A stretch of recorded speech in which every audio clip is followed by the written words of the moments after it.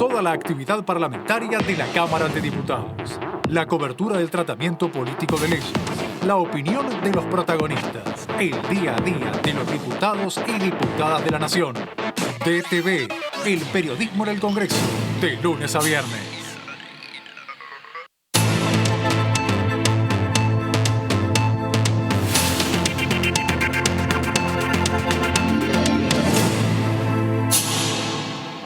¿Cómo les va? Bienvenidos, buenas tardes a DTV, el periodismo en el Congreso. Paren. Todo trabado salió. ¿Cómo les va? Bienvenidos, buenas tardes a DTV, el periodismo en el Congreso.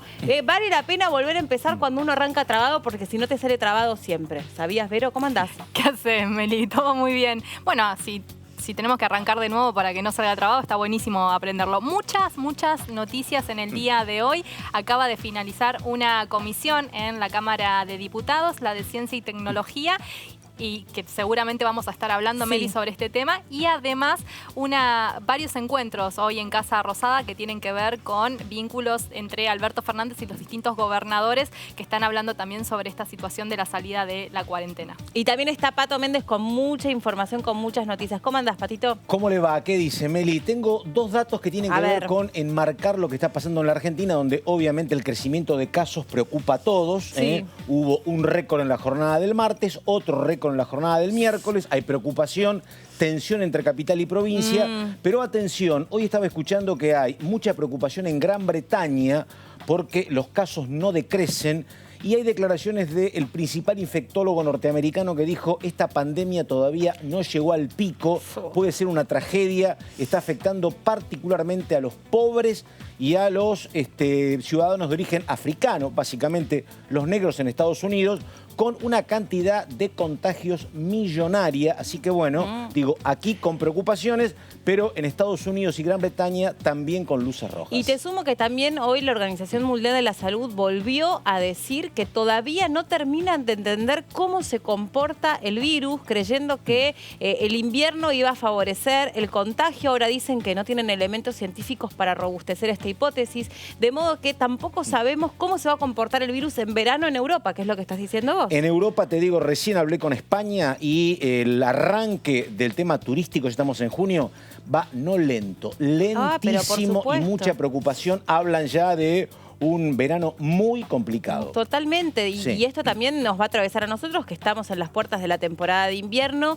con provincias que son absolutamente turismo dependientes. Yo no sé qué va a ser de la suerte de las provincias del sur, de Mendoza, de Córdoba, que habitualmente se nutren muchísimo del movimiento turístico argentino. La temporada de invierno, claramente, en el mes de julio. Y en ese sentido, viste que usted decía que iba a haber reuniones hoy en Casa Rosada. Hoy, justamente, Alberto Fernández estuvo reunido con el gobernador Omar Gutiérrez de Neuquén, hablando entre otras cuestiones sobre la temática del turismo, y también a las 16 horas va a recibir a la gobernadora de Río Negro, Arabela Carreras, para hablar sobre la situación del turismo y lo que tiene que ver con los recursos energéticos y la emergencia frutícola que hay en esa provincia. Así que obviamente el tema del turismo es una cuestión que está también allí sobre la mesa y que están tratando los distintos mandatarios provinciales. Un tema que también ya tocó Rodríguez Larreta para ver cómo se empezaba a reactivar el turismo en la capital federal. Y también el espectáculo, ¿no? Que por supuesto depende muchísimo de lo que sucede habitualmente cada año en la temporada de invierno. Han presentado un protocolo muy estricto que todavía está a la vista de ser aprobado, a donde supone además muchísimo gasto por parte del empresario teatral. Sí. Me parece que después de lo que dijo Alberto Fernández, no va a haber retrocesos en la capital federal. Él dijo que si fuera por los datos hay que volver a la fase 1, pero me parece que tampoco va a haber demasiadas habilitaciones más. Digo, no creo que se retroceda, pero más habilitaciones me parece que no hay margen. No, exacto. Yo pienso lo mismo. Sí, y hoy un día importante a destacar porque hubo varias movilizaciones en la capital federal. La primera tiene que ver con una que se dio en el Obelisco por parte de las organizaciones sociales que están reclamando, entre otras cosas, bueno, ingresos por lo que son los planes sociales, también los comedores. También una movilización que vino desde la ciudad de La Plata, a 45 minutos de la capital federal, que fue, digamos, por parte de los odontólogos que llegaron también aquí a la capital federal para pedir sobre la regulación y el posible regreso de la actividad ya casi en un 100%, porque están en una cuestión bastante dificultosa. Y la semana que viene va a haber una muy importante de peluqueros, encabezada por Cuccini. Meli. Bueno, sí, que estuvo haciendo declaraciones pidiendo concretamente que el Estado, él lo que dijo es: yo estuve inaugurando locales previo a la pandemia, tengo muchísimos sueldos por pagar, si no abro los locales no tengo cómo mantener no solamente a mi familia, sino todos los empleados que dependen. Ustedes saben que de todos los pedidos que se vienen haciendo, el de los peluqueros creo que es el más insistente, persistente, porque además dicen, a ver, el aislamiento dentro de la peluquería es relativo. ¿Cómo uno desde la práctica puede mantener el aislamiento para atender a un cliente? Es relativo. Los barbijos, por supuesto que sí, pero sinceramente, por más que entre poca gente a la peluquería, vos no podés mantener más de 1 metro de distancia a alguien que le tenés que agarrar y tocar el pelo. Dice, en el caso de los hombres es más sencillo porque tienen menos cosas para hacerse y es más escueto. En el caso de las mujeres habría directamente que revisar la cuestión de la coloración y eso, que es mucho tiempo de cada cliente en la peluquería, pero que está preocupando porque le da trabajo a muchísimas familias, tanto en la Ciudad de Buenos Aires como en el Gran Buenos Aires. Igual echa la ley, echa la trampa, los peluqueros están rebuscándosela como pueden, trabajando a domicilio, haciendo lo imposible porque tienen que salvar.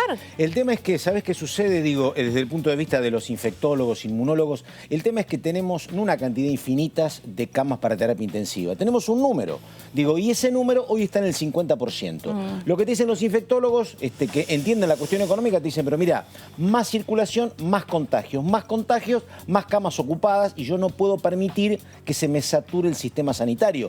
Por eso son tan precavidos, pero obviamente que la demanda económica, si sos peluquero querés trabajar, por obviamente. Supuesto. Sí, ni hablar. Y además muchos de ellos son cuentapropistas, o sea, la mayoría, trabajan a cliente recibido, es así.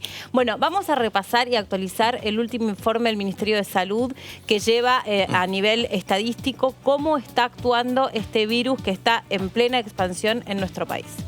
1.226 son los casos confirmados de coronavirus en las últimas 24 horas en la República Argentina.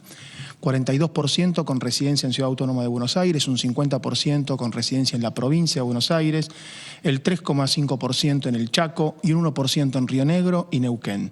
14 provincias no han confirmado casos en la fecha de ayer. Tenemos 25.987 casos confirmados de coronavirus en la República Argentina, con 13 casos en nuestras Islas Malvinas. 57,3 casos cada 100.000 habitantes es la tasa de incidencia que tenemos a nivel actual. 50,5% en varones, 49,5% en mujeres, con una edad mediana de 36 años de edad respecto a los casos confirmados. El 36% de las personas afectadas tienen cobertura estatal exclusiva del Estado en el ámbito de la salud, el resto una obra social, empresa de medicina prepaga. 9,4% de los casos confirmados son trabajadores de salud. Del total de los casos confirmados en el día de ayer, 92% corresponden a la ciudad de Buenos Aires y a la provincia de Buenos Aires. Hay 14 provincias que no confirmaron casos.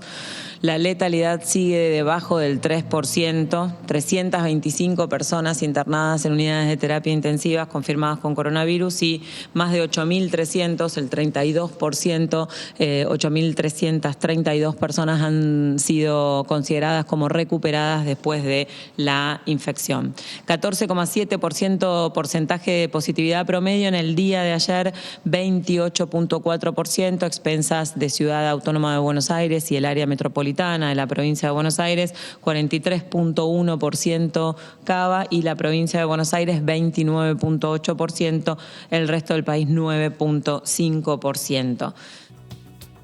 Después de esta explicación y este desglose pormenorizado de todas las cifras, lo que se explicó es cómo se interpreta la cuantificación de los casos según cada provincia, que es algo que nosotros de manera, digamos, tentativa tratamos de hacer en este programa, incluso conociendo cómo es la realidad y la reactivación en cada una de las provincias.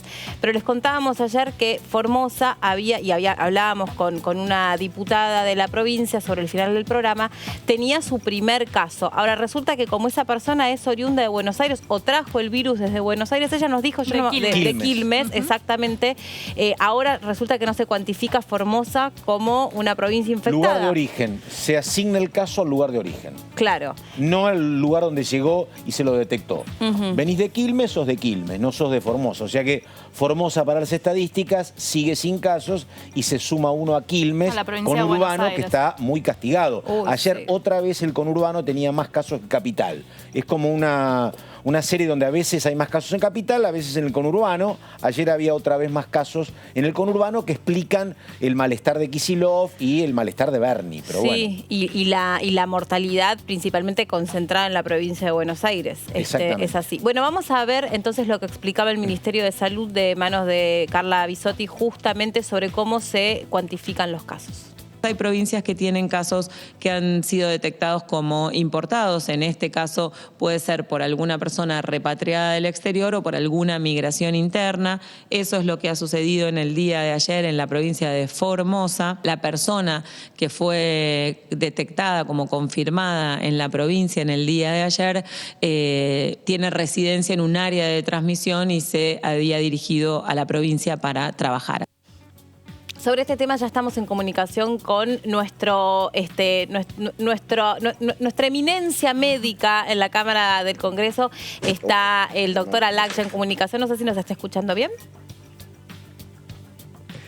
Perfecto, Meli. Solo una parte que no escuché muy bien, eso de eminencia no te gustó. Pero, bueno, eso te escuché corre perfecto. Por mi cuenta eso. ¿Cómo andás? ¿Bien? Bien, todo muy bien. Bueno, un placer estar con ustedes. Lo mismo para nosotros, gracias. Recién estábamos un poco como haciéndonos esa pregunta tan simple, pero que seguramente tengo una explicación. ¿Por qué solo se cuantifica un caso desde el lugar de origen y ahora el virus está en otra provincia y sin embargo esa provincia aparece dentro de las estadísticas como una provincia libre de casos?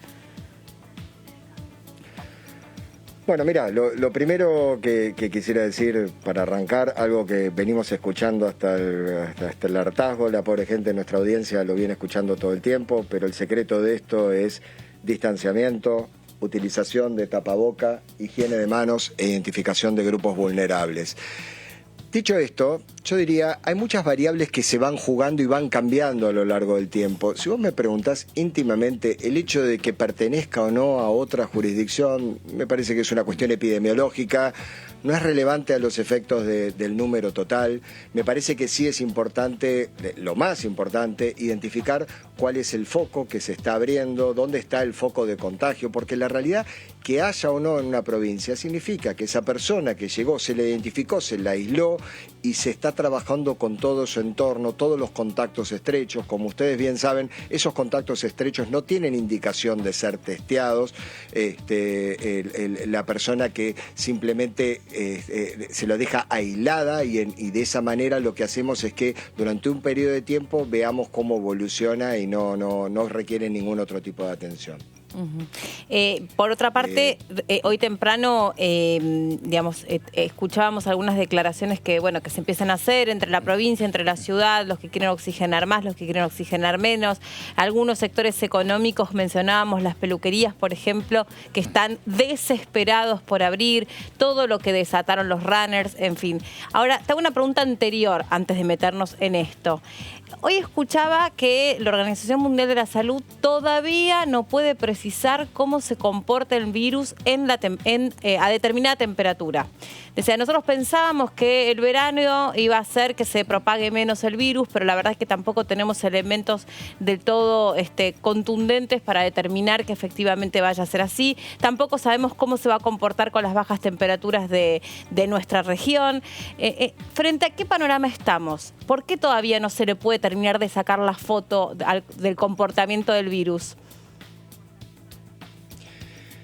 Mira, es muy interesante la pregunta porque en realidad lo primero que yo te diría es que el primer caso se reportó el 31 de diciembre, la estructura del virus se identificó el 19 de febrero y la pandemia se declaró el 11 de marzo. Es una enfermedad nueva. Pensá frente a todas las otras enfermedades que nosotros ya tenemos, hasta los bisnietos de cómo se comportan esos virus y cómo van mutando y cómo van cambiando.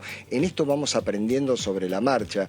Permíteme decirte algo que se está hablando mucho de Organización Mundial de la Salud y la Organización Mundial de la Salud tiene tiene un rol definitivamente decisivo en la regulación de las condiciones sanitarias que tenemos en el planeta. Tuvo un rol muy fuerte en el cese de la transmisión de algunas enfermedades, y posiblemente lo que en ocasiones ocurre es que la Organización Mundial de la Salud da un aviso, ese aviso es tomado quizá, la esfera comunicacional en todo esto juega un rol medular, obvio, central. Entonces ocurre que, por ejemplo, hace algunas semanas se decía, la Organización Mundial de la Salud ahora no recomienda el uso de tapabocas. Bueno, era una noticia vieja. La realidad es que al principio la Organización Mundial de la Salud no tenía demasiado claro, no había demasiada evidencia, y la representante, la que lidera el proyecto, dijo: no me queda muy claro si la evidencia acompaña todo esto que estamos haciendo en los pacientes asintomáticos. Eso se lo interpretó como que la Organización Mundial de la Salud no lo recomendaba. Y después, al día siguiente, tuvieron que salir y decir, no, nunca dijimos que no se recomendaba. Entonces, claro, ¿qué se leyó después? No, la Organización Mundial de la Salud ahora se desdice. Esto es un proceso, insisto, se da esta combinación de dos variables. Es un proceso en el que vamos aprendiendo sobre la marcha. ¿Sí? Entonces, se van produciendo noticias nuevas todo el tiempo. Yo te puedo dar otro ejemplo que es muy concreto y muy contundente. Nosotros venimos hablando, y ya lo hemos hecho en el programa, sobre la utilidad de la hidroxicloroquina asociada a la acitromicina. ¿Sí? Sí. El día 22 de mayo se publica en una revista de altísima circulación y de muchísimo impacto educativo, cual es el Lancet, se publica que esto no servía para nada, que tanto la hidroxicloroquina o la cloroquina asociada a la acitromicina, es decir, formados estos 4 grupos, aumentaba la tasa de mortalidad de 16% versus 10%. Eso fue así el 22, el 31 sale un artículo nuevamente donde dice esto no es así, las fuentes no eran lo suficientemente confiables. Es decir, lo que quiero transmitir con esto es que la evidencia se va renovando permanentemente, no es que se van contradiciendo, vamos aprendiendo, y en la construcción de ese aprendizaje es donde tenemos que tener la paciencia y la seriedad para transmitir el mensaje, para que no digamos, la Organización Mundial de la Salud está diciendo algo, no va por ahí. Doctor, un tema que tiene que ver con esto, justamente también con una cuestión global, usted se refería recién a la OMS. Hoy escuchaba al principal infectólogo norteamericano, un hombre que ha tenido diferencias explícitas e implícitas con Donald Trump, diciendo la verdad que estoy muy preocupado, esto es una tragedia, el coronavirus está afectando muy mal a los más pobres de Estados Unidos y a la comunidad afroamericana. Tampoco están bien en Gran Bretaña, acá estamos con los casos en alza todos los días. La verdad que no hay demasiado margen para pensar que esto va a tener un alivio en el corto plazo, me pareció, ¿no? ¿Qué tal, Pato? ¿Qué tal? ¿Cómo te va? La realidad es que esto es el grupo que más nos preocupa desde ya, es la identificación de los grupos vulnerables, la identificación de todos aquellos sectores donde el distanciamiento y la evitación de la transmisión se puede hacer de una manera razonable. Nosotros insistimos en la higiene de manos y hay sectores a los que no les llega el agua, claro, para poder hacerlo. Eventualmente se lo puede hacer con alcohol en gel. Bueno, eso implica una erogación, y elegir entre comer y comprar alcohol en gel, claramente la respuesta no hace falta ni darla. Es decir, hay un montón de condiciones sociales que se imbrican en todo esto y que hacen que la cuestión sea inmensamente más compleja. Y esto es transversal a todo el planeta, no estamos hablando de la República Argentina. Los sectores más vulnerables son los sectores que tienen menor acceso a condiciones básicas y mínimas de higiene.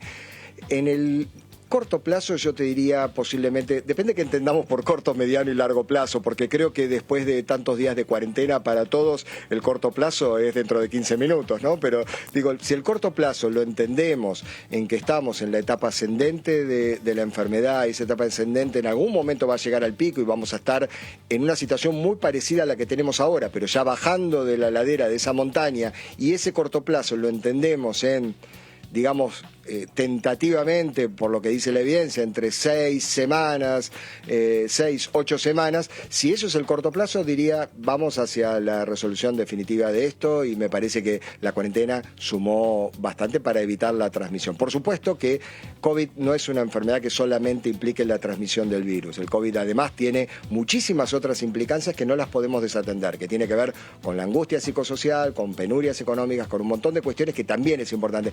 Creo que a esta altura estamos pensamos como quienes hacen música, que tenemos que ecualizar un poquitito cómo vamos. Bueno, ok, los sanitarios ya venimos muy bien, venimos haciendo todos estos deberes. Bueno, veamos cómo podemos ir ecualizando todo esto para que la música empiece a entonar mejor. Doctor, ¿qué tal? ¿Cómo le va? Verónica Benaim lo saluda. Le quería consultar desde su expertise, desde su conocimiento, ¿qué cree cuando escucha palabras como las del presidente de la Nación, Alberto Fernández, de que tal vez se tiene que volver a la fase 1? Si a usted lo están asustando los números que se empiezan a conocer, por otro lado, no se sabe cuándo va a ser el momento del pico más alto respecto a los contagios, y teniendo en cuenta un poco esto de que hablábamos de la cuarentena, pero que se empieza a flexibilizar, leí hace un ratito casos de personas que se contagian porque comparten mate, se sigue, digamos, sigue habiendo como una situación ahí también en lo que tiene que ver con la responsabilidad personal de cada uno. Mira, me hiciste un montón de preguntas en solo una, pero voy a empezar por la del final. Que tengo todas esas dudas, es una enfermedad que... No, está bien. Yo no sé si voy a tener todas esas respuestas, pero voy a intentar de acordarme más o menos en el orden que las hiciste. Pero déjame lo único empezar por la última. Esta es una enfermedad en la que los médicos solos no lo resolvemos. Necesitamos la colaboración social para que todos tengan intervención. Acá todos son actores importantes. Nosotros tenemos una dirección médica dentro de la Cámara donde todas las personas ocupan un rol esencial. No hay nadie que sea más importante que otro. Simplemente hay estrategias de trabajo y roles diferentes de acuerdo a la formación profesional de cada uno de los que integramos este equipo. Pero todos son importantes. Desde el psicólogo que atiende a la persona que está con un cuadro probable de o con la angustia de contagiarse, o la persona, el administrativo que recibe la documentación de una persona que está enferma. Es decir, todos van cumpliendo un rol importante. En lo asistencial por ahí siempre es una verdad de perogrullo decir cuál es el rol que tienen, pero quiero destacar que en esto el rol de cada uno de nosotros es medular. Yo te diría que más que preocupado es lo que venimos viendo. A ver, la realidad es que no es que estamos viendo un desarrollo de la enfermedad que supere lo que asumíamos que iba a ser. Quizá yo necesito, vuelvo a un concepto que conversábamos con vos, Verónica, sobre lo que es el área bajo la curva. Es decir, imagínense ustedes como si fuera una montaña muy empinada y un monte, ¿no? Una meseta, que tenemos este estilo. El área que nosotros pintamos y dibujamos puede ser que sea la misma. La cantidad de papel glacé que yo tendría que tener para tapar toda esa meseta o la que tengo que utilizar para tapar toda la montaña posiblemente sea la misma. Lo que ocurre es que si yo supero un determinado nivel, el sistema de salud le va a costar hacer frente a eso. Pero es muy probable que con todo esto lo que logremos hacer es contener mejor la enfermedad y poder ir atravesándola en el tiempo. Yo te puedo dar de esto un ejemplo que es muy interesante. En la pandemia del 18 al 20 hubo dos ciudades americanas que tomaron conductas distintas, tanto San Luis como Filadelfia tomaron conductas diametralmente opuestas, y una tuvo una meseta en el afronte de esa enfermedad y otra tuvo una montaña. Y la realidad es qué capacidad de respuesta tiene el sistema de salud para hacer frente a esa enfermedad. Posiblemente lo que no logremos hacer es disminuir el número de contagiados. ¿Sí? Claro. No sé si me quedó algo. No, y la otra pregunta era lo que como me parece, ¿no? Las declaraciones que había hecho Alberto Fernández sobre esta inquietud que él se hacía, esta pregunta que se hacía frente a la estampida de runners en la ciudad de Buenos Aires, si no convendría volver a fase 1. No, eso es lo que preguntaba Vero. Sí. Bien, sí, es importantísima esta parte de la pregunta y me parece que amerita inclusive tenerla aislada de todas las demás. A ver, pertenezco a una generación donde todos los profesionales que estamos ejerciendo medicina en el planeta, les diría, somos una generación que trabajamos con medicina basada en la evidencia. ¿Qué quiere decir esto? Que los datos son los que van guiando nuestras conductas. Es decir, una fotografía en forma aislada nos sirve para tener como una aproximación inicial hacia dónde creemos que vamos, pero después tenemos que ir construyendo una serie de fotografías y de la rapidez con la que podamos mirar todas esas fotografías y hacer el desarrollo de, por ejemplo, 15 o 30 cuadros por segundo, a nosotros nos va a permitir tener un un lindo video para poder realmente observar hacia dónde estamos yendo. Entonces, ¿qué quiero decir con esto? A medida que vamos observando los resultados, también podemos ver qué consecuencias tuvo cada una de las medidas que se fueron tomando. Claro. Yo no descartaría que se tenga que volver hacia algo previo,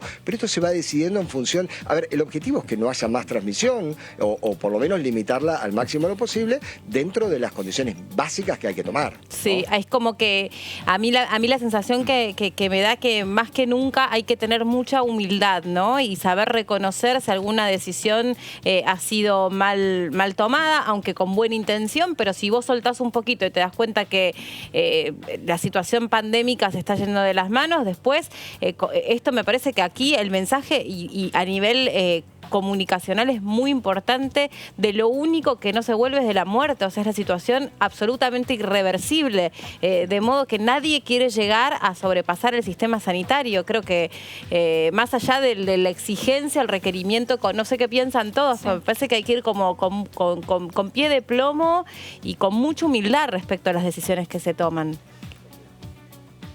Déjame decirles una cosita con respecto a esto que acaba de decir, que me parece también muy interesante. Digo, en este momento hay que tomar... Imagínate, yo recuerdo alguna película de Tom Hanks donde tomó una decisión en pleno vuelo que pudo haber sido cuestionable o no cuestionable. Es decir, en este momento hay que tomar decisiones y hay que tratar de limitar los daños para poder llevar la nave al sitio de destino. Después, la evolución retrospectiva, más descansada, con un cafecito, más relajados, con la pandemia ya pasada, nos va a permitir analizar si en qué nos equivocamos, qué hicimos bien, qué hicimos mal y analizarlo con más detalle. Yo creo que lo importante es hoy tomar las decisiones en función de lo que se nos va presentando en el día a día. Entiendo. Ay, doctor, muchas gracias por este contacto con nosotros, muy amable, y por tu tiempo. No, un placer. Bueno, para nosotros es una eminencia. Un placer estar con ustedes. Bueno, le damos la bienvenida a Joaquín Campos, que ya está con nosotros de Mundo Villa. ¿Cómo anda, Joaquín? Bien, Meli. Estamos contentos porque ayer se realizó a las 21:30 el abrazo a la 31, que fue toda una movida muy grande, virtual, un abrazo virtual que se realizó en la Villa 31 de Retiro, con la dirección de Ricky Payús, que es uno de los grandes productores del ambiente del espectáculo, del teatro.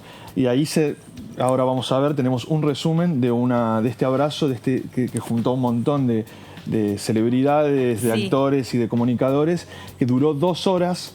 Y fue ayer en las redes y hoy lo vamos a ver, tenemos un pequeño resumen. Ricky atraviesa la grieta, ¿no? Porque Ricky fue el responsable creativo, si no me equivoco, del gran espectáculo que hubo para el G20, me parece. Absolutamente. Claro, todo lo que a mí me gustó mucho. Y todo eso. Algunos estaban un poco asustados porque era un poco moderno. A mí me gustó lo que hizo. Absolutamente. Vamos a tener figuras como Campanella y también vamos a tener figuras como la primera dama, entre otras, entre muchas otras que participaron de este gran abrazo. Campanella y la pareja de Alberto Fernández. Y también estuvo Rodolfo D'Onofrio, presidente de River. Distintas miradas políticas, distintas posiciones, pero que la situación de la pandemia en la Villa 31 y en las villas de la capital y el conurbano trascendieron lo político y bueno, y permitieron que se realice este evento, que podemos ver ahora un resumen de 2 minutos. Lo compartimos. Bienvenido a este abrazo para la 31. Estamos pasando un momento muy pero muy especial.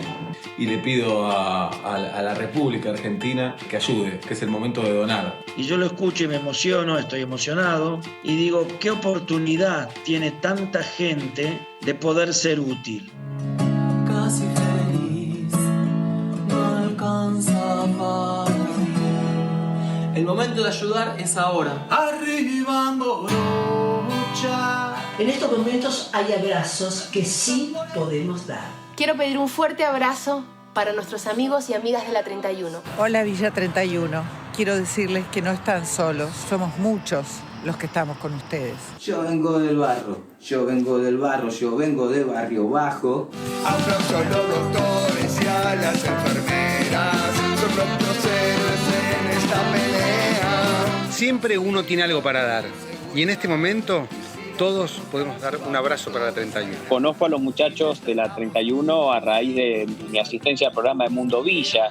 Gracias a los curas, a esa enorme cantidad de curas. Un abrazo, de verdad, lo mejor para todos y que salgamos de esta.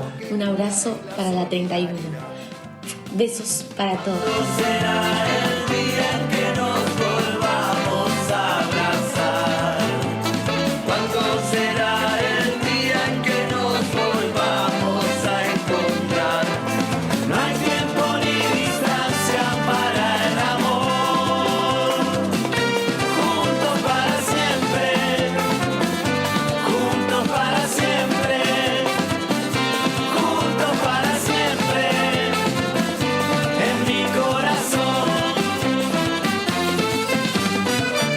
primero porque un desastre lo mío, lo presenté con otro nombre en la guía telefónica. Le puse otro apellido, por favor, perdóname. Tú no te preocupes. Disculpa, me fui al campo y es de los Ramos, o sea, nada que ver. Bueno. Todo. Es de la naturaleza. Es una asociación que solo mi terapeuta podrá interpretar. No sé por qué me llevó a eso. Bueno, pero digo, más allá, perdón, en serio, no debía haberme equivocado en tu nombre.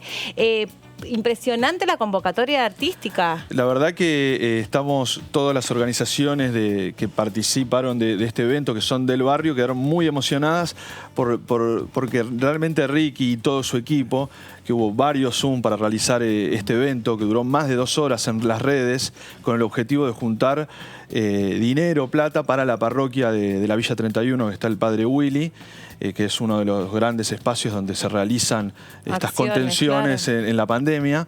Sacó toda su agenda, vinieron figuras que te digo que trascienden lo político, claro, de distintas posiciones políticas, y fue muy emocionante ver todo eso. Y por ejemplo, Iván Noble, veía gente, sí, pero Graciela Borges, que se la ve poco, es muy solidaria, pero digo, ¿qué hace Graciela en el espectáculo? ¿Cómo participa? Bueno, Graciela Borges, hay muchos que dan saludos, está Reinhold, que hace un mini sketch de stand-up, hay muchos que cantan. ¿Esto dónde se transmitió? Se transmitió por el YouTube del Club de la Parroquia de KQP, de la 31 Retiro, Carlos Mujica, y cada uno aportaba desde lo suyo, pero realmente material artístico muy bueno. Apareció Gerardo Rosín, que yo he trabajado para él, y también Pelufo, que han sido como presentadores en determinados intervalos. Claudito Rigoli también. Y un cantante español, ¿puede ser? Hay varios un par de cantantes españoles, sí.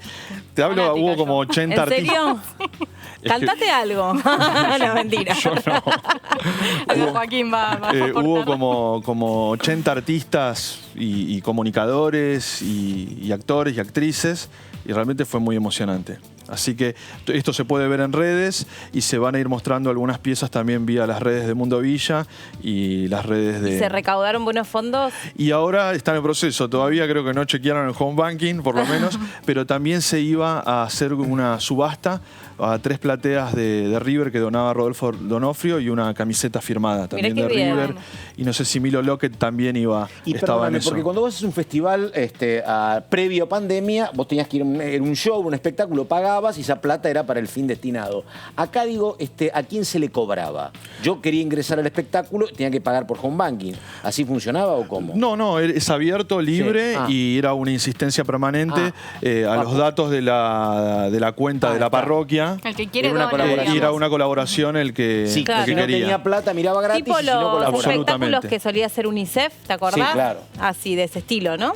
Tal cual. Mucho artista, mucha convocatoria y mucha apelación a la solidaridad que bueno, que creo que tenemos todos. Bueno, siempre hay espectáculos privados que funcionan así. Digo, si vos podés pagar, pagás espectáculos privados. Y si no podés, también podés tener acceso. En espectáculos teatrales en Capital, así que acá era igual. Claro. El otro día decíamos que en parte se veía esta grieta social que generaba por las condiciones de los barrios, también une desde estos lados, desde la solidaridad. La verdad que hay muchísimos gestos solidarios, no solo en este evento que se ve a través de productores como Ricky y la tremenda cantidad de artistas, sino también de individuos que nosotros conocemos y tenemos contacto, que donan a ollas populares, a comedores, y que están en permanente contacto para hacerlo. Y por eso, yendo al otro tema que nos compete en la columna, que vamos a ver la cuarentena según Alan Gómez, que es otro de los periodistas de Mundo Villa, que es de la Villa 21 de Barracas, que es la villa que tenemos acá cerquita, atrás de la Cacha de Huracán. Vamos a ver un día con él y vamos a ver este fenómeno que se da más allá de los merenderos y los comedores, que son las ollas populares. Dale, la cuarentena según Alan. Así lo vemos. Bueno, buen día. Estamos acá arrancando el día con Marci, mi compi.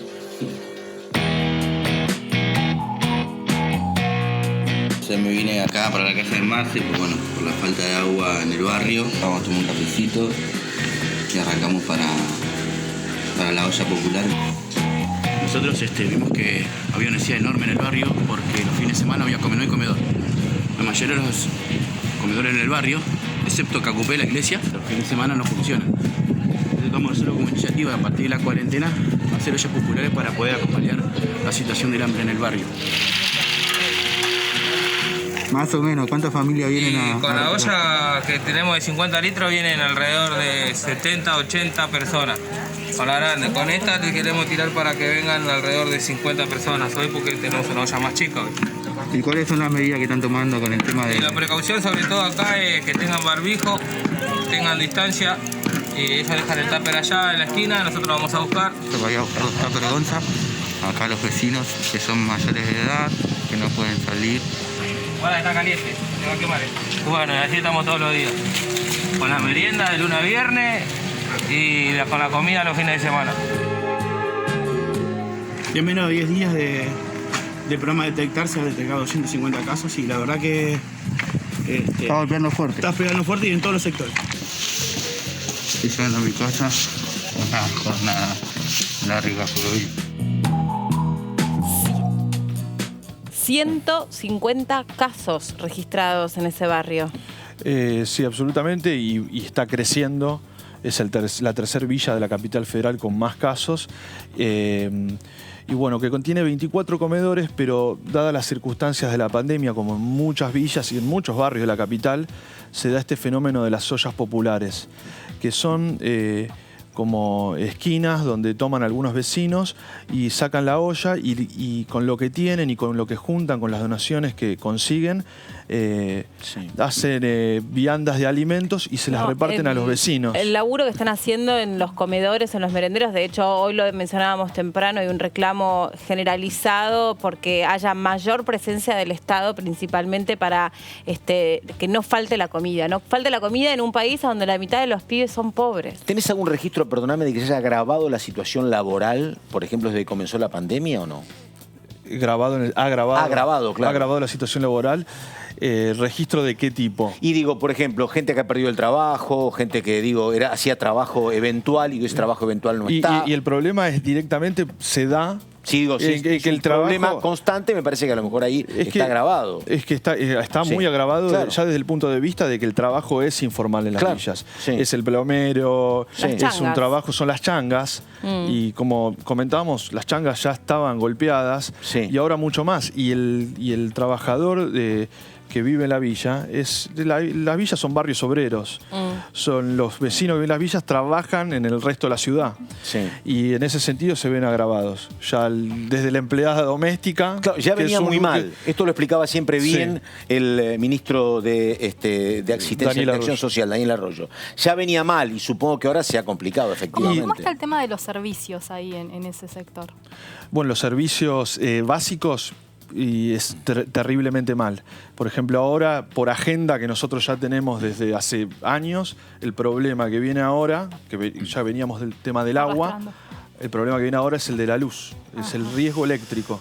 Los sistemas en las villas de electricidad son transformadores que ponen en determinados puntos del barrio y los vecinos se cuelgan. No hay medidores, se enganchan. Y ya es un sistema legalizado, pero mucho consumo y se saturan a veces. Y en invierno se saturan, se prende fuego y ahí están los incendios. A nosotros ya nos llegan desde los grupos de vecinos de las villas imágenes de cables ya a punto de incendiarse. Una nueva preocupación se viene en este sentido. Y ya empezó. Se prenden las estufas, se prenden todos los aparatos eléctricos y eso es lo que se viene.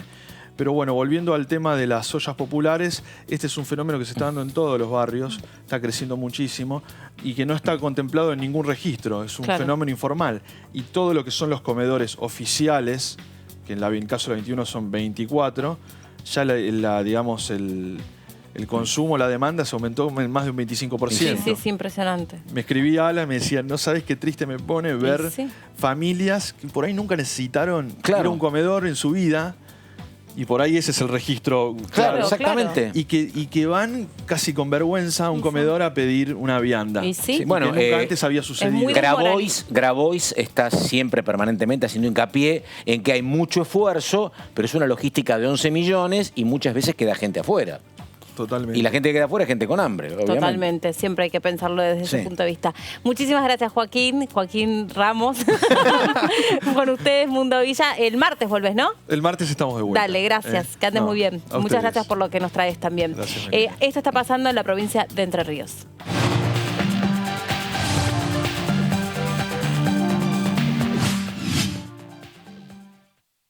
Comunicación con la diputada Gagliar. ¿Cómo le va, diputada? Bien, muy bien, gracias por llamar. No, al contrario, preocupados por este brote que hay en la localidad de Colón, habrían compartido un mate. Cuéntenos un poco qué es lo que se puede saber por el momento. Mira, tengo entendido que esto fue hace un par de días y que bueno, una persona que había viajado de Buenos Aires estuvo en contacto con gente local y que bueno, a partir de esto, Entre Ríos venía con un nivel de contagio muy controlado. Ay, llora ahí el bebé de fondo.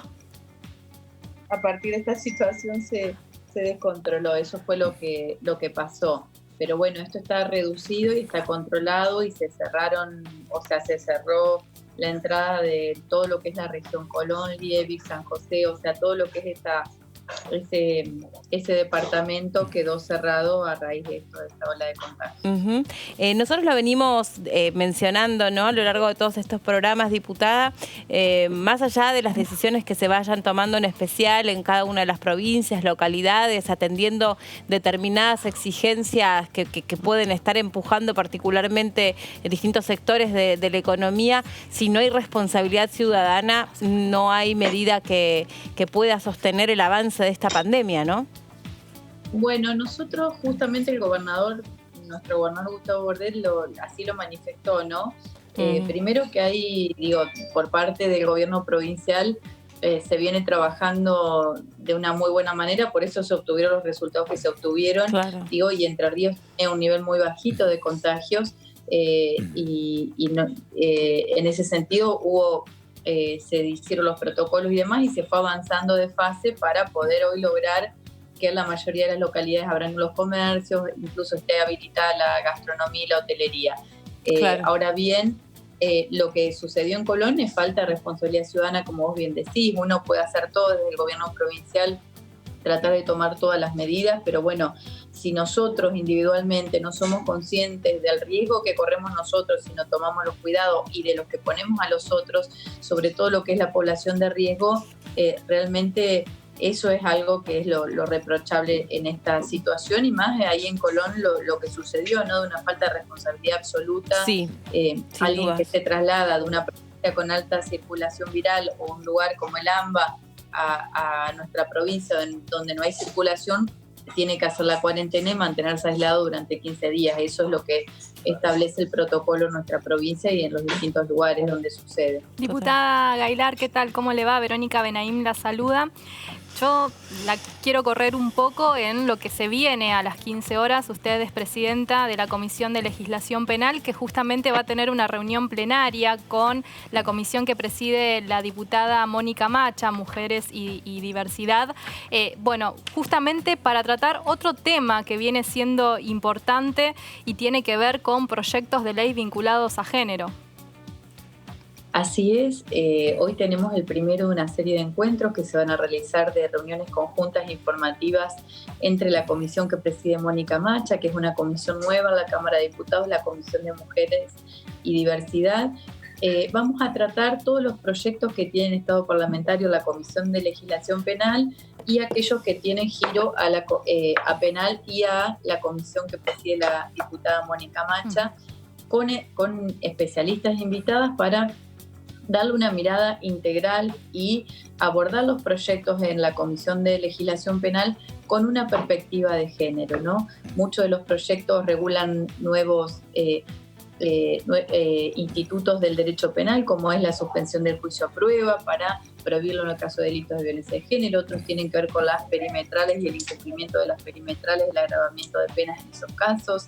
Otros tienen que ver con la imprescriptibilidad de los delitos contra la integridad sexual. En fin, tenemos muchos proyectos distintos que tienen que ver con justicia penal y género y decidimos abordarlos de esta manera conjunta con la Comisión de Mujer, entendiendo que en la Cámara de Diputados es la Comisión de Mujer y Género la que tiene la mirada de género que debemos aplicar en el momento de nosotros estudiar, evaluar o dictaminar cualquier proyecto de ley. La reunión va a ser meramente informativa, van a recibirse como expositoras en los distintos encuentros a invitadas de la justicia, de la Fiscalía, desde las Defensorías, también desde los poderes ejecutivos provinciales, nacionales y locales, porque lo que queremos al final de los encuentros es tener una mirada completa de cómo funciona el sistema, cuáles son las fallas, qué debemos hacer, qué podemos aportar nosotros como legisladores para mejorar la legislación si hiciera falta, o cuáles de estos proyectos suman o no a resolver la cuestión. Ahora, ¿no? diputada... Entendiendo que la Sí. de género es un tema que tiene múltiples causales y que es una causa social. Una consulta, y usted mencionó el tema de las perimetrales, y digo, me parece que en algún momento era un avance, pero ahora dolorosamente uno ve que en decenas de casos de femicidios hay de por medio una perimetral que no se cumplió o que fue violada por el asesino. Me parece que digo que hay muchas denuncias por violencia y me parece que la custodia, la perimetral, funciona de una manera muy relativa. Digo, eso se apunta a mejorar eso, que haya mayor seguridad para la mujer que denunció, o cómo se va a instrumentar y manejar. Bueno, yo para hablar de la perimetral creo que es uno de los tantos proyectos que hay y nosotros tenemos que tener una mirada completa del tema, ¿no? En cuanto a violencia de género, partiendo porque necesitamos trabajar fuertemente en la capacitación a los jueces. Sí. Hablaba hoy con la diputada Camaño, que ella está impulsando que la escuela judicial tenga que tenga una parte exclusivamente de formación en género a los postulantes que van a ser jueces en el futuro, ¿no? Para que desde la justicia haya una mirada de perspectiva de género, de respeto hacia la mujer, clave, que esté incorporada en cada fallo, en cada sentencia. Lo de las perimetrales es una medida que se toma para proteger a la mujer, pero tenemos que poder repensar qué otras medidas. Hoy lo hablaba con mi asesora de que se ha aprobado, o en otros lugares, se ha probado que en lugar de que el dispositivo de cuidado sea sobre la mujer, al que se lo cuide es al hombre violento, y no claro, que la mujer tenga que dejar sus cosas para estar siendo violenta.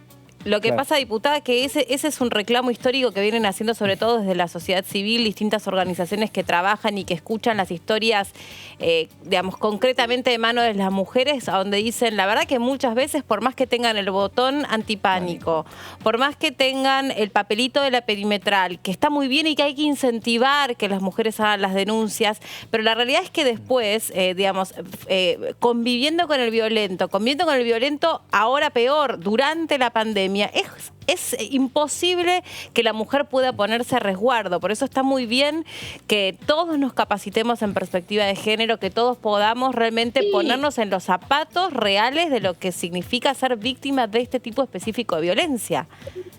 Sí, me parece que nosotras como diputadas nacionales, los diputados varones también, tenemos que saber que hay una pandemia, que los femicidios son una pandemia, que la violencia de género está muy naturalizada a veces, y que el Estado tiene que estar para acompañar a las víctimas de violencia, pero la justicia también tiene que poder tomar todas las medidas para proteger y que sean efectivas, de protección de la mujer, o ya sea protegiéndola y cuidándola con medidas sobre la mujer o medidas sobre el hombre para proteger a esta mujer. Y me parece que en ese sentido nosotros como legisladores tenemos un compromiso, tenemos una responsabilidad, y es un tema del cual hay que hablar para despular cada vez que ocurre un femicidio.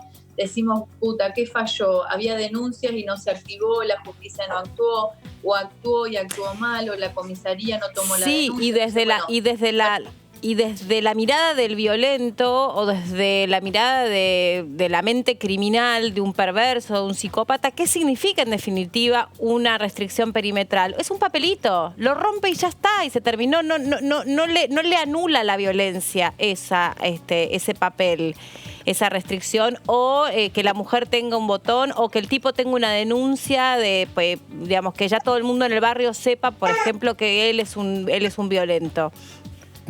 No es nada la norma para el violento. Bueno, yo creo que, como te decía, lo de la violencia de género es multicausal, que no lo vamos a resolver modificando un proyecto sobre la perimetral, sí podemos revisar si funciona, no funciona, cómo funcionaría mejor, qué otros dispositivos de seguimiento son mejores para proteger a la mujer. Digo, todo eso creo que lo tenemos que repensar. Por eso todas las invitadas y las especialistas, para dar una óptica diferente de la cuestión, o desde distintos lugares, cómo ven que funciona el sistema para proteger a la mujer y qué podemos hacer nosotros como legisladores para mejorar ese sistema a partir de lo normativo. Tal vez no hace falta mejorar ninguna ley y se trata de mejorar las capacitaciones o la perspectiva de género en la justicia o en la función pública. Me parece que todos estos encuentros para sumar miradas y activar lo que haya falta activar para ocuparnos de este tema que nos preocupa a todos, ¿no? El tema de la violencia de género. Nosotros hace pocos días se cumplieron 5 años de Ni Una Menos y seguimos diciendo Ni Una Menos todos los días, y desde nuestra responsabilidad como diputados tenemos que evaluar cómo hacemos para que no haya ni una menos. Sí, y no dejan de matar a ni una sola mujer, ¿no? Siguen matando a una mujer por día, prácticamente. No importa la estadística que sigamos, que son muy necesarias y muy valiosas para identificar esta pandemia, para visibilizar esta problemática, pero no desde esa lucha muy necesaria no han dejado de asesinar a las mujeres solo por el hecho de ser mujeres. Voy a decir algo que me parece que tenemos que comprometernos todos como sociedad también, y como sociedad ser todos solidarios, responsables, estar atentos cuando conocemos que hay violencia de género en un vecino. El otro día hablábamos con una diputada y hablábamos de esto de si yo sé que en la casa de al lado se está cometiendo... hay violencia de género, ¿cómo hago? ¿A dónde llamo para denunciar? Porque basta el no te metas. Todos decimos, pero ¿cómo? Yo sabía y no hice nada. Bueno, me parece que tenemos que estar todos capacitados más allá de los distintos poderes del Estado, ¿no? Todos como ciudadanos tenemos que comprometernos a ver que esto es un flagelo que tiene que ver con que vivimos en una sociedad patriarcal, machista, donde muchas prácticas machistas se naturalizan, incluso las mismas mujeres a veces naturalizamos las prácticas machistas, y tenemos que empezar a meternos y acompañar a aquella mujer que está siendo víctima de violencia de género. Coincido absolutamente con esa postura, es muy necesaria. Basta el no te metas, basta de no, ¿para qué? Sí, bueno, ellos se tratan así. No, tenés que involucrarse, es meterse e involucrarse. Si no, esto no se frena más. Gracias, diputada. ¿Ese bebé cuánto tiempo tiene que está ahí llorando?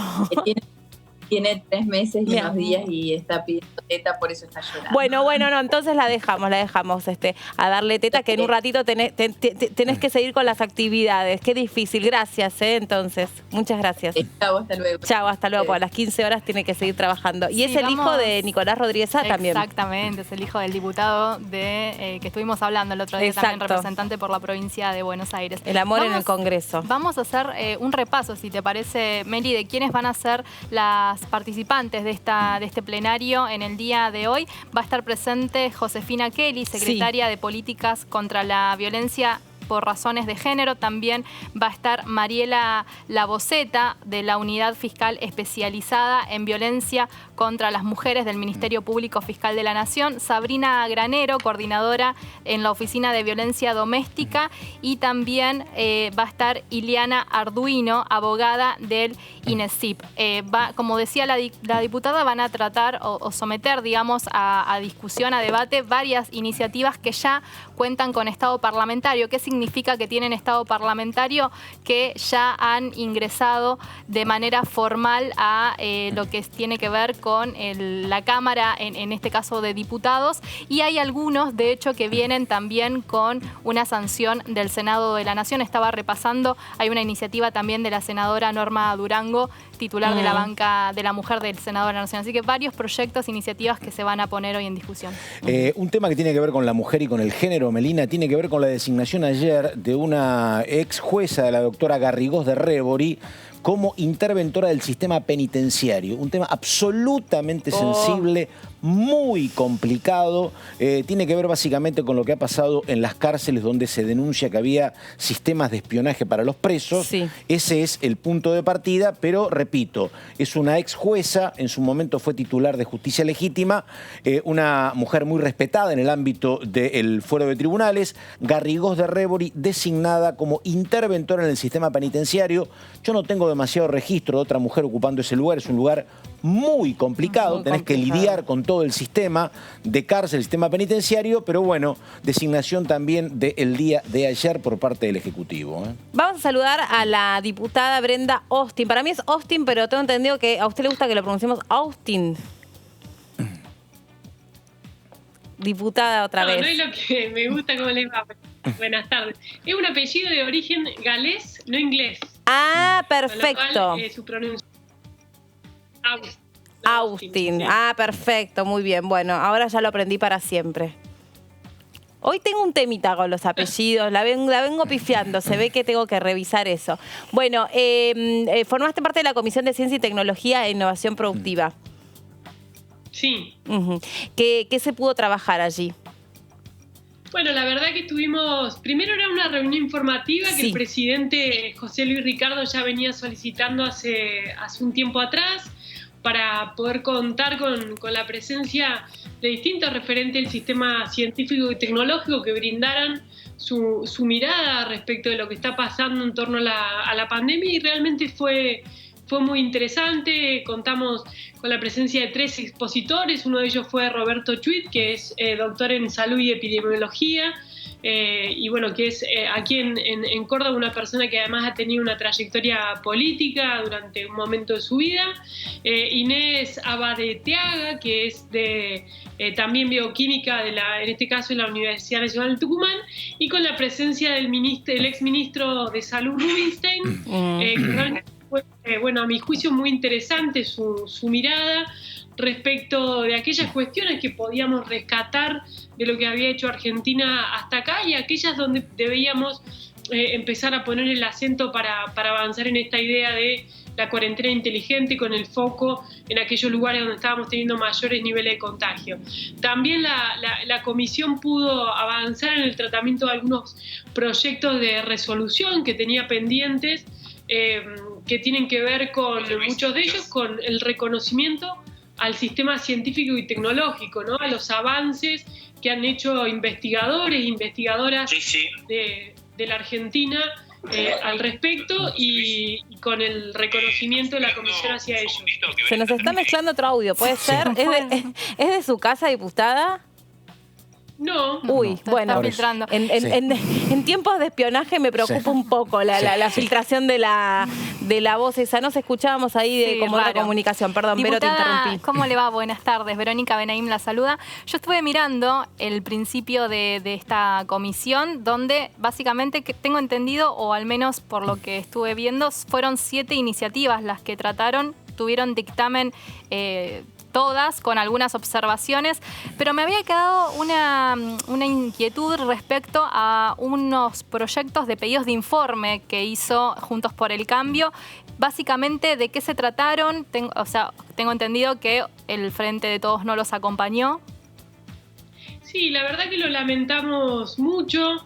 Han sido iniciativas, le diría, relativamente simples, que tenían que ver con pedidos de informe que hicieron los diputados y diputadas de nuestro bloque, en algunos casos sobre temas que en su momento expuso el ministro y que creíamos que merecían ser ampliados, y algunos, por ejemplo, que tenían que ver con conocer los resultados que se habían obtenido en los kits diagnósticos de COVID-19, ¿no? Estos distintos instrumentos que hemos conocido por los medios de comunicación que estaban empezando a utilizarse en nuestro país, y que queríamos saber cuál había sido el resultado de esos kits diagnósticos, la capacidad de nuestro país para la fabricación de respiradores, las estrategias además de distribución de estos respiradores, y después información sobre programas que había estado enunciando el Ministerio y convocatoria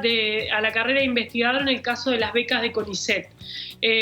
Con lo cual, lo que sí lamentamos, no creemos que hayan sido pedidos de informe que el oficialismo no haya podido acompañar. Entendíamos que realmente eran temas que a todos debían interesarnos, qué está pasando con estos test, si realmente están funcionando, cuáles son los indicadores que tienen y si se pueden extender su producción para realmente que Argentina pueda responder a uno de los grandes problemas que está teniendo, que es la cantidad de testeos que tuvo desde el inicio de la pandemia hasta acá, y que fue justamente uno de los puntos que pusieron de relieve al menos algunos de los expositores hoy, ¿no? Que Argentina necesita por lo menos quintuplicar la cantidad de testeos que está realizando para poder tener mayor precisión y alcance de los niveles de contagio que tiene. Lamentamos que no lo hayan querido acompañar. El presidente de la comisión, José Luis Ricardo, además fue muy claro respecto a esta idea de que nosotros, siendo oficialismo durante el periodo anterior, acompañamos todos los pedidos de informe que realizó la oposición, porque creemos que es un derecho que tiene la oposición en el Congreso a ejercer un rol que es el de contralor. No pueden negarnos, no viene el jefe de gabinete a informar al Congreso cuando es su obligación constitucional hacerlo al menos una vez al mes. Desde que empezó su gestión no ha venido nunca, y además nos rechazan los pedidos de informe, ¿no? Bueno, realmente creemos que ha sido una mala señal, que ojalá se repita en la siguiente comisión. Diputada, una consulta sobre un tema muy periodístico en los últimos días, y tiene que ver con las denuncias sobre presuntos trabajos de espionaje que había en la AFI en tiempos del gobierno de Cambiemos, donde le pregunto a usted como radical, porque, por ejemplo, en el día de ayer se presentó Horacio Rodríguez Larreta para, bueno, aportar lo que sabía y para preguntar cuánto se sabía de él. También se presentó el propio Gustavo Arribas, diciendo que él no tenía nada que ver con las denuncias que había sobre agentes de la AFI. También se presentó a la justicia Cristina Kirchner. Pero digo, en el PRO, bueno, hay gente que está enojada, molesta con esto. Digo, ¿qué opinión hay? No sé si a nivel de Unión Cívica Radical, pero por lo menos suya a nivel individual, sobre estas denuncias que hay en torno a la gestión de la AFI hasta diciembre del año pasado.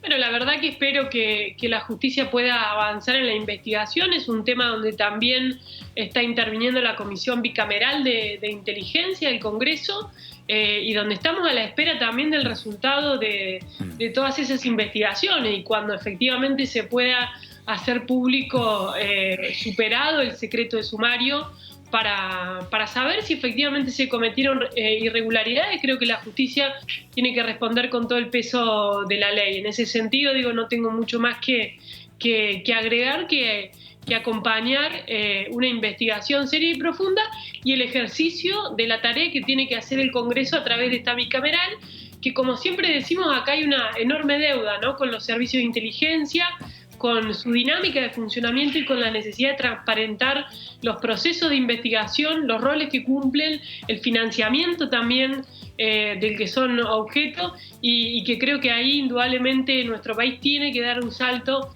de cara a mejorar la calidad de las instituciones. Sí, en el caso de Horacio Rodríguez Larreta se va a constituir como querellante, pues se le mostró concretamente que había carpetas, investigaciones que habían hecho un seguimiento sobre su vida íntima, sobre su vida privada, y también dijo que él descartaba de plano que podía estar, que había una decisión política por parte de Mauricio Macri para haber llevado adelante esta actividad, obviamente ilegal, ¿no? Que hubo un equipo de personas dedicadas a hacer. Ahora, mientras tanto, ayer hablábamos, por ejemplo, con el diputado Iglesias, y decía, no se puede confirmar que la lista de personas espiadas hayan sido espiadas, no se puede generar una trazabilidad respecto del disco rígido que se halló, si efectivamente se hizo durante la gestión de Mauricio Macri. Descartó de plano toda una operación, según el diputado Iglesias. Si me olvido alguna otra declaración, mis compañeros podrán aportar algún que otro detalle, pero todo lo contrario, ¿no? A lo que de alguna manera el propio Rodríguez Larreta dijo, bueno, le mostraron ahí sobre la mesa de los tribunales, mire, esta información tenemos sobre usted, este trabajo sucio se ha hecho sobre usted. Miren, dos cosas. La primera, me parece muy bien que Rodríguez Larreta y todas aquellas personas que han sido mencionadas como supuestos destinatarios de este espionaje se constituyan como querellantes. Creo que le van a hacer un bien a la investigación realmente, para poder tener no solamente información respecto de lo que se estaba investigando sobre sí mismo, sino también para el seguimiento del proceso. Vuelvo a decir, que acá la justicia tiene que ir a fondo y determinar efectivamente si hubo una situación ilegal en el desarrollo de estas investigaciones. Lo demás, digo, yo no me voy a referir a algo que conozco a través de los medios de comunicación, las condiciones en las que se halló o no se halló este disco rígido, el contenido que prima facie parecía que tenía, que era solamente el listado de los correos investigados, pero no su contenido. Digo, por eso vuelvo a mencionar, esto está en manos de la justicia y está en manos también de la comisión bicameral con representantes de los bloques políticos mayoritarios de ambas cámaras y creo que son las instancias donde se tiene que avanzar, ¿no? Diputada. Sé que allí, perdón, aquí termino. Sé que allí efectivamente están analizando, que allí seguramente van a recibir ampliación de la documentación y de la información que estamos conociendo los demás y que obviamente forma parte del secreto de sumario y que creo que tenemos que ser todos respetuosos. No corresponde, digamos, hacer valoraciones al respecto, sino respaldar el accionar de la justicia que tiene que investigar a fondo como corresponde. Hoy la presidenta del Senado, Cristina Fernández de Kirchner, tuiteó, hizo un video donde decía que la asociación ilícita eran ellos, ¿no? Y hablaba justamente de la presidencia de Mauricio Macri y de la representación que tenía en ese momento. ¿A usted cómo le cae esto, particularmente teniendo en cuenta que usted está dentro de ese interbloque? Bueno, primero decir la presidenta antes de hablar, digo, la presidenta del Senado, antes de hablar debería dar las explicaciones que todavía deben la justicia, ¿no? La cantidad de causas que tienen pendientes, donde efectivamente hay acreditación, ya no estamos hablando de especulaciones, sino de imputaciones que han avanzado sobradamente en muchas de las causas que se la tiene como denunciada por presuntos actos de corrupción. Entonces me parece que mínimamente por una cuestión de respeto y del rol institucional que ella ocupa, realmente me parecen deplorables las declaraciones que ha tenido y creo que además le hacen un flaco favor al momento que atraviesa nuestro país.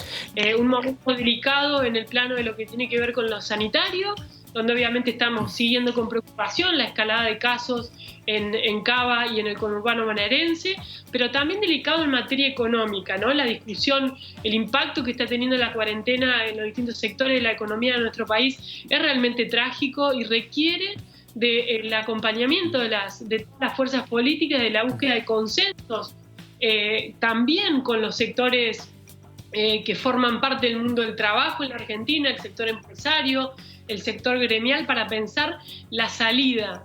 Y además, digo, le agrego a esto el complejo contexto de discusión de la deuda en Argentina. Con lo cual, digo, lo que menos tendrían que estar haciendo es teniendo declaraciones que tiendan a crispar los ánimos, como han hecho varios funcionarios del oficialismo, que creo que no contribuyen en nada. Diputada, una consulta que tiene que ver con esto, con tratar de saber lo que va a pasar en diputados próximamente. Digo, porque hay temas muy sensibles. Uno puede ser justamente el tema de la deuda, está el tema de Vicentín, si es que llega el proyecto, primero va a ir al Senado, está el tema del impuesto a la riqueza.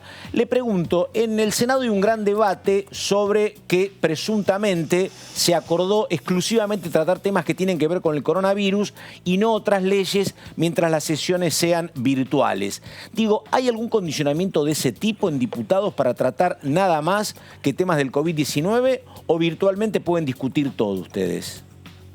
Mire, nuestro protocolo es distinto al del Senado. El Senado, efectivamente, cuando ellos acordaron una mecánica de funcionamiento, decidieron limitarlo exclusivamente a lo del COVID. En nuestro caso no, decidimos que todos los temas, e incluso modificamos una resolución que había dictado en su momento el presidente de la Cámara, Sergio Massa, estableciendo que los proyectos que debíamos o podíamos presentar los diputados eran solamente referidos a COVID, para ampliar la agenda, ¿no? Porque hay un montón de temas que nos parece preocupante y que además los diputados y diputadas tenemos derecho, digo, a discutir sobre esos tópicos. Ahora, es decir, no hay una restricción reglamentaria ni del protocolo, pero sí creemos que la dinámica de las sesiones mixtas no admiten posiblemente estos modos de funcionamiento, ¿no? Para temas muy complejos, para sesiones maratónicas de aquellas que solíamos tener de más de 20 horas. Entonces, lo que estamos tratando de lograr con los distintos bloques políticos a través de la labor parlamentaria es que cada vez que avanzamos en una agenda de sesiones sea una agenda de temas acordados, ¿no? Que realmente haya un consenso mayoritario, entendiendo que son necesarios, que son centrales los proyectos y que podemos acompañar en un debate rápido. De lo demás, digo, se habla un montón del impuesto a la riqueza, por ejemplo, y la verdad es que nosotros todavía no conocemos el proyecto, ¿no? Con lo cual no hay proyecto, no circuló, no se presentó, con lo cual no es difícil también en estas cosas adelantar posiciones si no estamos frente a una iniciativa concreta. Lo mismo ocurre en el caso de Vicentín. Vimos el decreto de intervención claramente violatorio de la Constitución, del rol de la justicia y del Congreso, de ambos.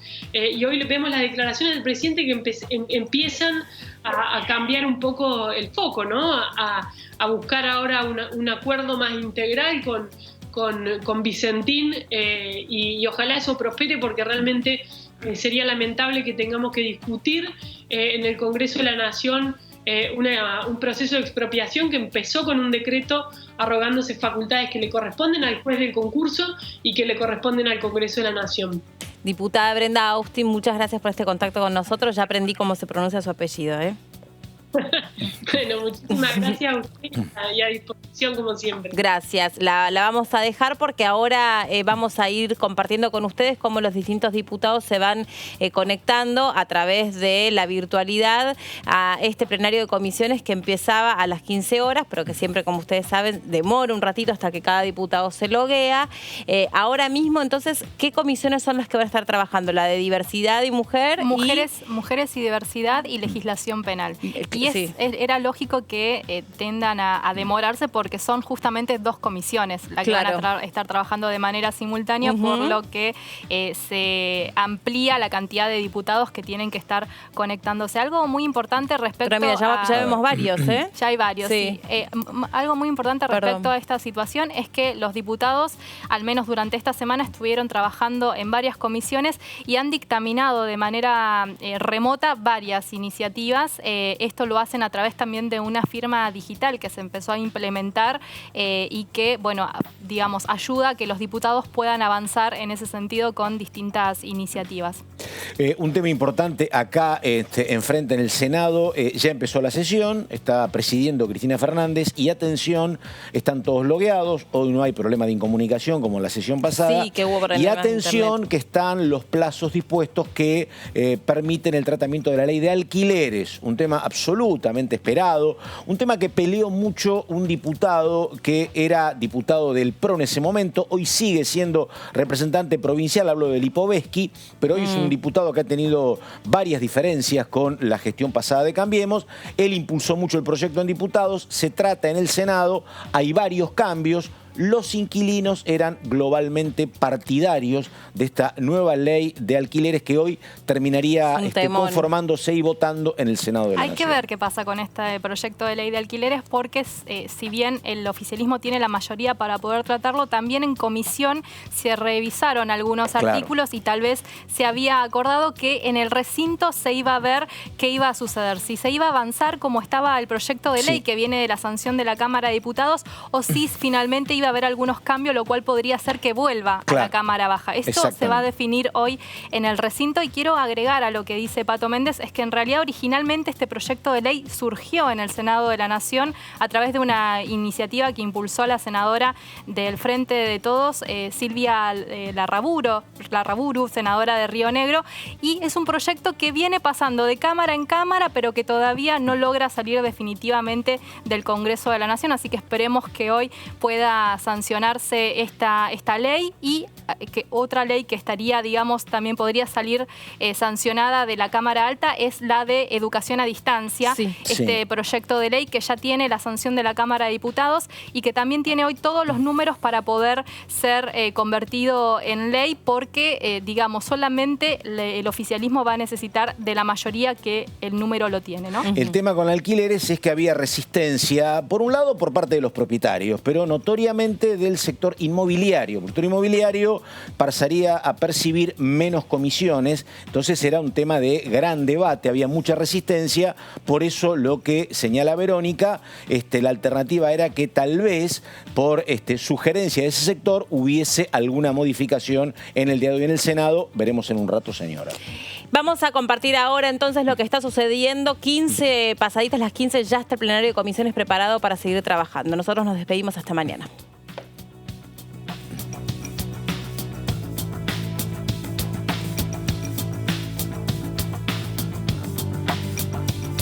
Ahí están terminando de loguearse entonces, son los diputados que van a